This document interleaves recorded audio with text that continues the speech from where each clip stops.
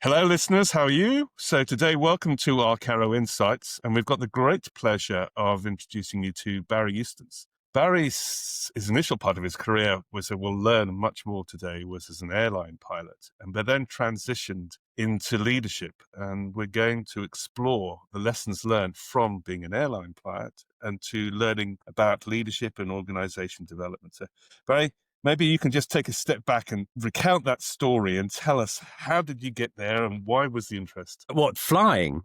Yeah. The flying is the classic.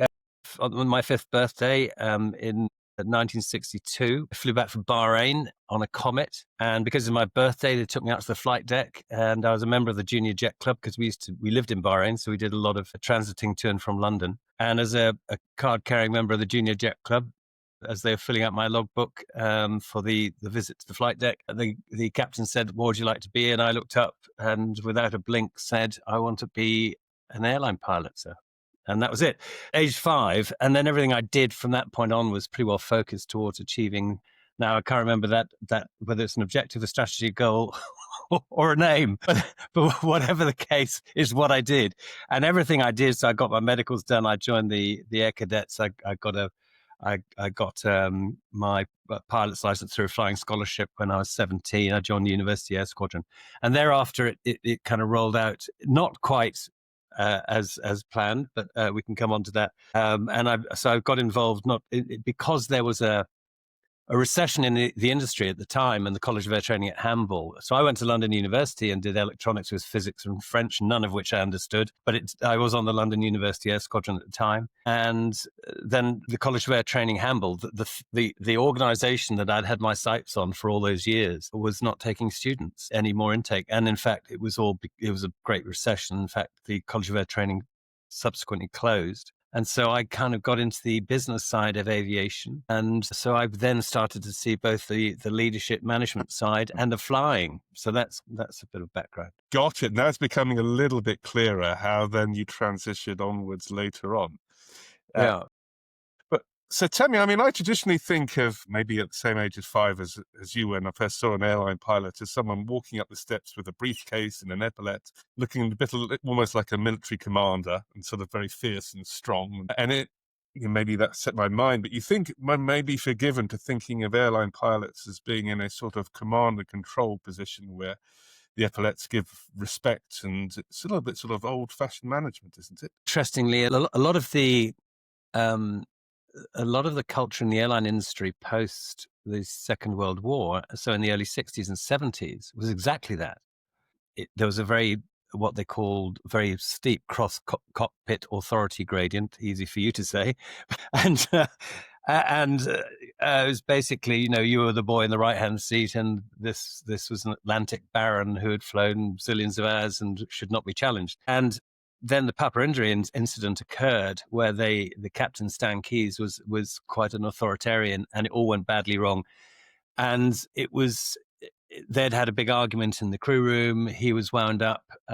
He was a very authoritarian, and the accident report reported this. This is not my supposition. There was the accident just at Staines. The airplane crashed. It was a Trident, and people started to think about maybe we're not doing this correctly. And some subsequent accidents in the airline industry where again, too strong an authority figure on board the airplane created some pretty serious incidents, like the Tenerife North accident with the 2 jumbos. And it was right.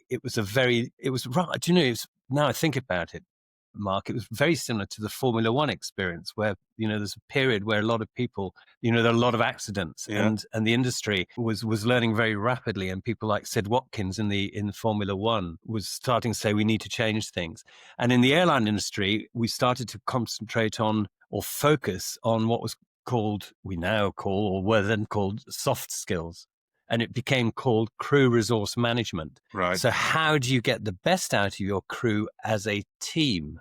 And as you and I are probably agreed upon, there are lots of different management styles. I think the Oxford Review, David Wilkinson came up with 162. Yes.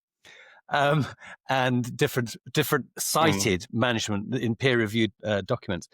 And so which one's the correct one? And the answer to the question is, by the time you boil it down, you've got a thing that you need to think about, and that is that you are ultimately, it's not positional. Point one, having epaulets doesn't make it a blind bit of difference to your position as leadership, because the people who make you a leader are the people that you lead, and those are the people you serve. And so once you make that mind shift and that cultural shift, everything flows differently.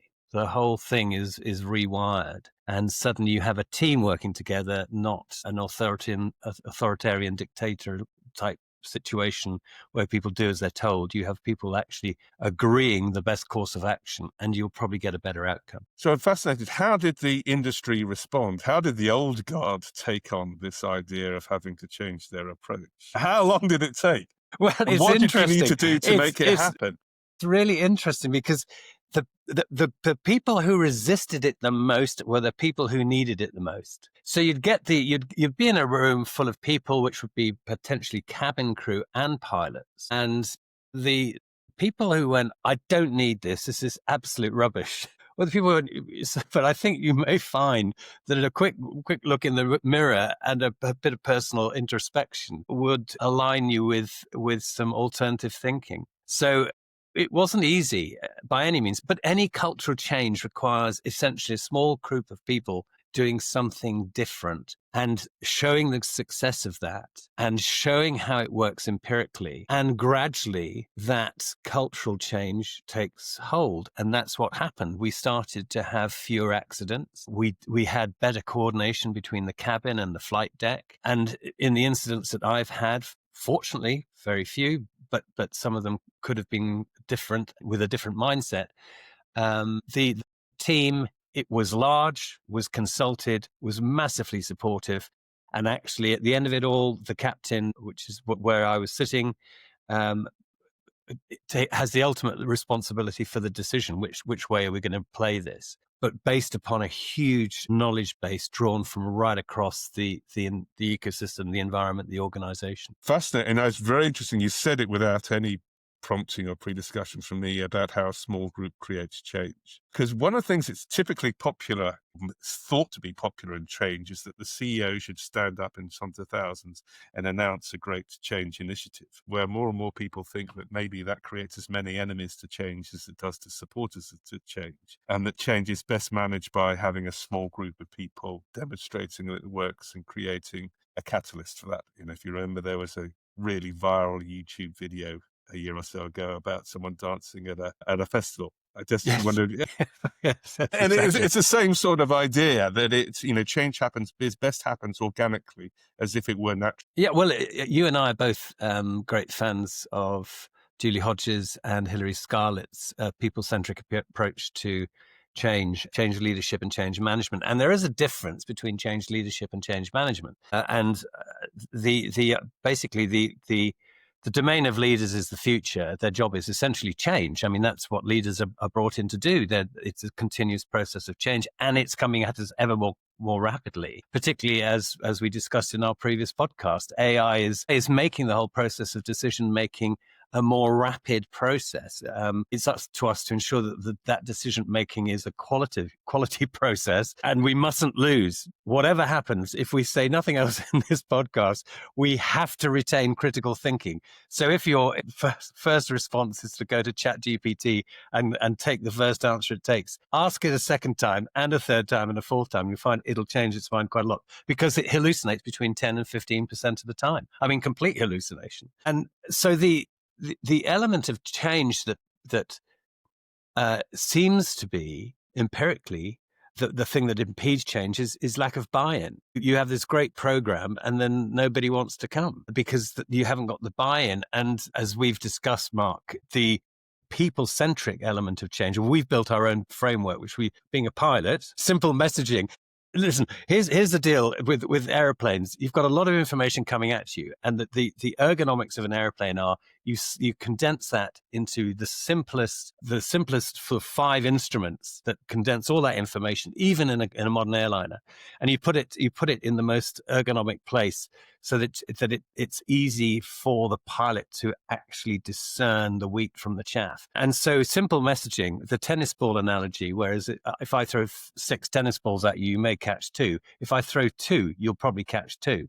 So throw the 2 balls, not the other 4 that are irrelevant. So from the perspective of simple messaging, we created a framework which is called People, the People Change Leadership and Management Framework. And it's all the stuff that resonates. It's about people-centric leadership. So that's the P.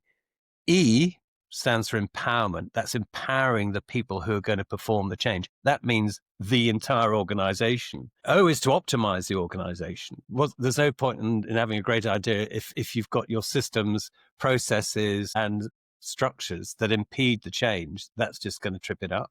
Then you've got to have, once you've set all that up, so now you're kind of ready to go, you've got the P for the purpose-driven vision, because without a purpose-driven vision, and it's not about the P&L, folks, it's about a vision that people can hook onto, it grabs them emotionally. We're talking here now about people-centric leadership. Then you create that vision that the organization as a whole and a significant proportion of them are involved in the change, not a select few, as Cotter describes the old method of doing it, where a select few people go into a huddle and emerge with the great new plan. With the great plan. The great plan, and then send it by email to everybody, and they go, "What? Are you kidding?" Throw it out. So you have the purpose-driven vision that people can buy into. Then L is for learning, because you've got to be able to measure, build, learn, measure, pivot, and then you've got to embed it.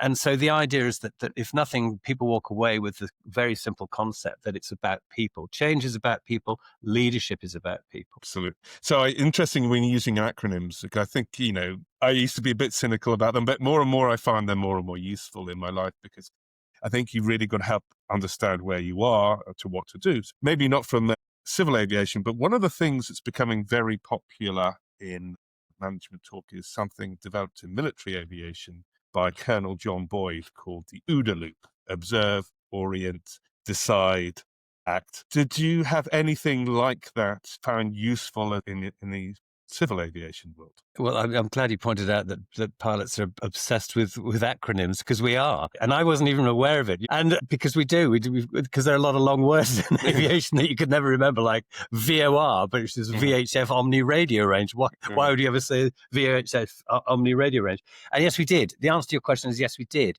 because there are certain key elements that you need to in the environment. So let's assume you're cruising along in an orderly fashion back from Chicago.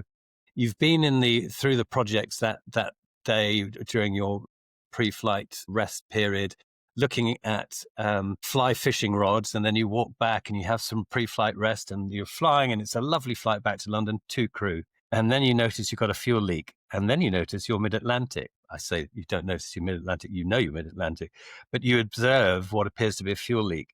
Which is quite a serious thing in an airplane that's weighs 368 tons, has got 308 passengers and 13 crew on board, and you're mid-Atlantic. So what do you do next? And in order to standardize, and that's why we have the acronyms in the airline industry, because you've got to remember a lot of stuff quickly, and there are very few checklist items that are memory items, but some are. And this actually wasn't a memory item per se. We used to write it down, because it's quite a long one, and it was called FIP-TDODA. And the first important thing, and this relates, before you switch off intellectually, dear listener and viewer, this relates specifically and particularly to the business and organization environment. Because in the airplane, so you're steaming along and you've got to keep flying the airplane. You've got to focus on flying the airplane. So the first thing is, the first F is fly the airplane. And then I is interrogate the problem, and P is plan. In other words, you contain the issue, but keep flying the airplane. And an example of when that didn't happen, and Mark and I were discussing this before we started recording, was that there was a very famous accident in the Everglades where there was a landing gear light wasn't working, so they went to change the bulb, and were so focused on changing the bulb they flew into the Everglades on the approach, and it was a very serious accident. So you've got to fly the airplane, you interrogate, and you plan. So that's the FIP bit. Just thinking of So one of the big emergencies I had in a commercial world was working for a company that had the world's best farm virucidal disinfectant, which happened to be based in the UK. And I happened to be working for them in 2001 when we had the foot and mouth outbreak. Oh, yeah.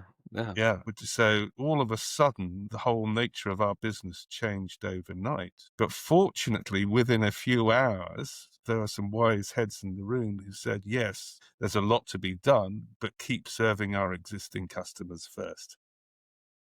Keep flying the airplane. Because that actually created the greatest long-term value for the business, despite the enormous commercial opportunity that we faced. Again, it's very relevant in the commercial world. Yeah, and we should and must talk about long-term value and long-term stakeholder value. I've written this down.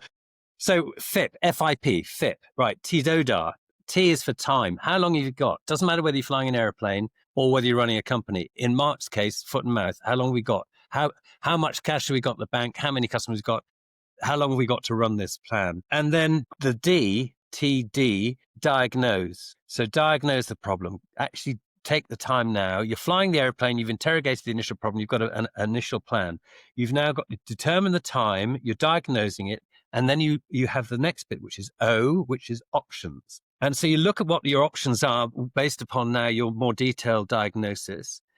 And then you decide what you're going to do. And then you assign roles.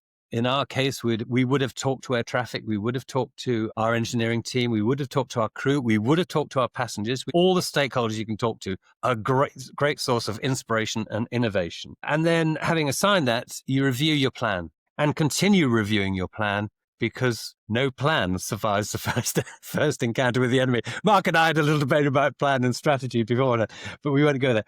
So FIP, TDODAR, it was the acronym we used to give us a structured but simple process that would save lives, basically. And that's exactly what we did mid-Atlantic, and we landed uneventfully at Heathrow, and our passengers didn't even miss the croissant course for breakfast. We actually shut an engine down in the event. There's a leak from a fuel tank. We shut an engine down. We looked at our options on the way into London, which was Shannon, so we could divert into Shannon or Dublin, and then Cardiff, and then Brize Norton, and so forth. But it was a 4-engine airplane, and we just carried on, and we continued that review, making sure we did have the correct fuel figure for landing at Heathrow, and we landed uneventfully. Brilliant. No, they're great analogies to that, to the OODA loop, and to business. It was fascinating. Congratulations. And I mean, as I was listening to you, I mean, I was trying to think, one of the sort of themes you hear, establish options. So your diagnosis, it's all too easy to believe that you have the correct diagnosis. What you've got is probably a good hypothesis is what's wrong based upon limited information. Maybe you have more accurate controls in an airplane than you do sensors in the business world, but I'm sure you've had times when you've been given duff information in the air. Well, actually, that fuel leak we had was a classic case where you could be, if you remember Transair in a very similar airplane, they were in a 330, an Airbus 330, which is a twin engine airplane, did a dead stick landing into the Azores because they ran out of fuel because of the sensing systems on the airplane. And we did it two ways. We calculated the amount of fuel we had on board, but then we calculated the amount of fuel we've used and added it to our starting fuel calculation. And this was just a calculator and a pen. So, how much does the thing say we've used, and add that to the starting fuel? Does that equal what it's telling us the fuel is on board? And that's what I identified in our fuel leak case. And it's what wasn't identified in the Transair case. So it's an airplane can give you a lot of information, sometimes too much. And it's having the key metrics, measure what matters, not everything. Yes, absolutely. We can talk about that another day easily. If you measure everything, nothing gets done. Done, correct. Yeah. So measure what matters, and then what gets measured gets done. But then have choices so that if you realize that your initial data wasn't quite as you thought it was, you've already given yourself another options to think through to adapt quickly in the cycle. And maybe I think that's a little bit of the OODA loop, and what you're saying is the review element of FIP-TODA is exactly that. You're doing a gross error check every few minutes, and in fact, it goes along the same lines as Eric Ries's build, measure, learn, pivot, or learn, as Nick Himovitz said, learn, build, measure, learn, pivot, and repeat. for startups, because you can absolutely guarantee that what you think your startup is going to be doing, it's not going to be doing in 6 months or 12 months' time, because it's the market will tell you where you've got to move and pivot to, and you've got to be agile and adaptive. Indeed. Well, we get on to another subject about, how large corporations still believe that around September they can predict the next 12 months, and they're not going to review that until 12 months later. Cue another can of worms. Exactly. I mean, so, I'm quite, but it still seems that they can talk.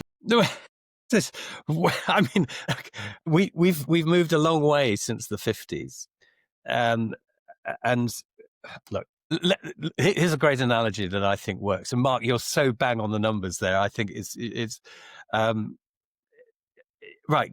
At the end of every quarter, the finance department would run or end of month would run and then they'd eventually close it, and then you get onto it. And the end of the year is there's another sort of void period where people were doing and catching up and closing things off. Now you have something like QuickBooks, and it's done constantly. It's open all the time. It's working all the time. You know where you are constantly. You have that ability. And thus it is with strategy. I mean, strategy basically is, having worked your strategy, you've got to make sure it is working. And you have every ability to do that and every ability to tweak it. I mean, Pete Compo's emergent approach to strategy and the processes that Pete espouses in his book are fantastic. And it is about a living, breathing, go and live your strategy, I hear him say. So what are the next steps perhaps that in aviation that we should be looking out for that might be, or the trends in aviation that might inform this?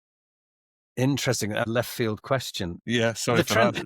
No, it's not really. I mean, is AI going to take a hold in aviation? I think AI has got a place everywhere. I mean, it is a tool like every other tool, and provided it's moderated and regulated. And I'll come on to the question of regulation, but provided it is moderated and used sensibly with critical thinking, it can be a huge game changer for organizations, including the airline industry, provided you accept that currently it's got a pool of data and it hallucinates and it makes a mistake 15% of the time at least. And those can be gross errors. I mean, serious errors, like it's just made stuff up. When Mark and I did a podcast recently, I posed this question: would you go to Heathrow Airport, jump in an airplane and fly to Hong Kong if the airplane was flown and operated only by AI? And if you would, please write to us in the comments below. And if you wouldn't, join me, because I wouldn't. And the reason I wouldn't is because I know I suffer from probably about a 2% error rate, and my colleague does. And there are two of us cross-checking the whole time. And that we have a shared destiny with the people on board the airplane. So we have that other human element of motivation. And we have the human intuition and also the capability of brain synchronicity. And for those of you who don't know about that, Hilary Scarlett's third edition of Neuroscience for Organizational Change, and we'll perhaps come on to the SPACES model as it relates to leadership. So you have all of that human stuff, and go and ask your GPT what you as a human can do that AI can't, and you'll be quite surprised. It comes up with quite an honest assessment of where the human strengths are. And so in the aviation industry, I see that there will be increasing within systems, there will be AI clearly, which is basically machine learning. And for those of us who think this is new, it's not that new really. Machine learning has been going on for a very long time. But in the airline industry, are we likely to see single pilot operations? Well, certainly that is something that they're talking about already. So single pilot with an observer. The issues I have with that is that pilot illness, you go to somewhere like, I don't know, down route, long haul. Yes. Don't be geographically specific. Yes. And you come back with a stomach bug or some kind of something you've picked up down route, which happens a lot. If you've got a crew of 13 or 14 and you go down route to a destination, they've drunk the wrong water, or they've had some dodgy food or whatever, and they feel sick on board the airplane. We've had pilots who are literally incapacitated for whatever reason, and it can range from heart attack to food poisoning being another significant element. Now you can say, well, AI is going to alleviate that, but then you've got the other bit. What's hidden in the machine learning that you don't know about? Mm-hmm. and how you're going to moderate that when you've got no one on board the airplane. So I think there's some big practical and ethical questions to be asked there. But I know I was fascinated by the discussion we had last time, because it did force me to think of the tangible and the intangible reasons about what we would or wouldn't accept AI in the workplace. And obviously, having the pilot on board is very important. So then I contrasted that to myself about air traffic control. So intuitively, I'm much more comfortable about having air traffic control having a bigger role in AI having a bigger role in air traffic control than being a pilot on the plane. I just wondered what your opinion. I think again, the thing with air traffic control is right. So their primary function is safety and separation, or safety through separation of aircraft. And there is AI can undoubtedly get there fast. It can look at it can be spotting something coming in from another sector that you haven't even seen, because historically aircraft are handed from sector to sector. So the controller on your left may have a group of airplanes that you don't know about, but they're coming into your sector soon, and they transfer them. And they used to transfer them with paper slips, and now they transfer them electronically. But what is very interesting is that when you're talking to air traffic, as I've done in multiple jurisdictions with multiple levels of English and multiple levels of non-English. I mean, people, for example, in France, there's a lot of air traffic is conducted in French. And also in China, there's a lot of the air traffic is conducted in French. And the idea is it should be English, because then everybody's speaking in, that was the common language. Yeah. And it's all about traffic avoidance. But air traffic can pick up nuances, and you can pick up nuances from air traffic that I suspect AI might have difficulty doing. And they're human things where or the air traffic, will pick something up, or will sense something, or experience will tell them, and and so it's very much a human-based operation. Air traffic call pilots blip drivers. We are the blips, the air traffic drive. And so, but there's an interaction, and there can be a very human interaction, and there is often a very human interaction between air traffic. And so I think, again, AI supporting human activity is, I think, very valid. And let's face it, Mark, you and I are big AI users, but it doesn't stop us picking up the telephone and talking to people, and it doesn't stop us having a cup of coffee with people and discussing things that we think are important, because actually some of the AI can take away some of the drudge tasks that allow us to focus on rainmaking. So do I think, for example, that AI is going to enable urban air mobility in significant numbers? I think technically it can. I think the question is that what is the safety record of that ecosystem? What is the capability of the equipment in that system? For example, currently you're seeing a lot of four-seat or limited numbers of seated urban air mobility vehicles with lots of propellers. Here's the secret with lots of propellers, and one of the reasons I like jets is that when you've got lots of propellers turning around, a bird flies into them, you've got a busted propeller. And a busted propeller means that you've got a very significant balance issue going through the system, and now you've got a lot of energy on one side, and the whole spinning forces thing becomes a bit horrendous. But also, the small matter of icing on the eastern seaboard of the United States, for a lot of the year, you've got very severe icing from ground, in fact, below ground level upwards to a very high level. And that is the point at which basically ice will turn your finely crafted, computer generated, CAD/CAM computed laminar flow wing into a brick. Yes.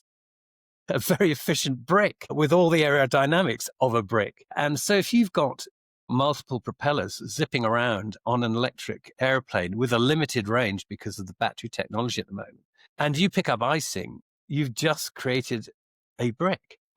And how we de-ice on with jets and a lot of the commercial aircraft is either electric de-icing or bleed air de-icing, which the urban air mobility vehicles at the moment have. If you're going to do it electrically, which is certainly feasible, you're then pulling battery power out. If you're doing it pneumatically, you haven't got any bleed system air. You've got nothing spinning around, no jet engine spinning out, so bleed air isn't an option. And I saw one very large organization, it's a 99-page document, and at the very back end it referred to hydrophobic fluids until the thing got through the icing layer. And we went, well, that's really interesting. The icing layer goes up to about 10 to 50,000 feet. Dear. It's never going to get out of it on the eastern seaboard. And so how is that going to work? And then you've got the fact that you've got the air traffic management issue of all of these UAVs flying around under whose control? Question mark. And I leave that question open to those who know better and who've got bigger brains than me to work out. But I know where I sit on it right now. That's Barry. Thank you very much. I mean, I think just wrapping up from that, what I'm hearing is expertise certainly matters and making connections from one area to another. And I loved the story about the value of air traffic controllers and their weak signal sensing. I think that's very important in business. And that, thinking about the whole debate about do we need humans? Yes, you're right. Tasks can be resolved, but there's a lots of issues that come from experience, from being able to connect different ideas together that can keep humans in the work for a while yet. Thank you very much, Barry. Great pleasure, Mark. And it is, just to conclude, it is actually really important to remember that AI supports humans, not the other way around. So humans have a hugely important element of every aspect of business, because ultimately we're dealing with people. Right on. Thank you very much, Barry. Good to talk to you this morning. Hope again we can talk again soon. Bye-bye. Thank you, Mark. It's been a great Cheers. pleasure. Bye-bye. Cheers. Bye.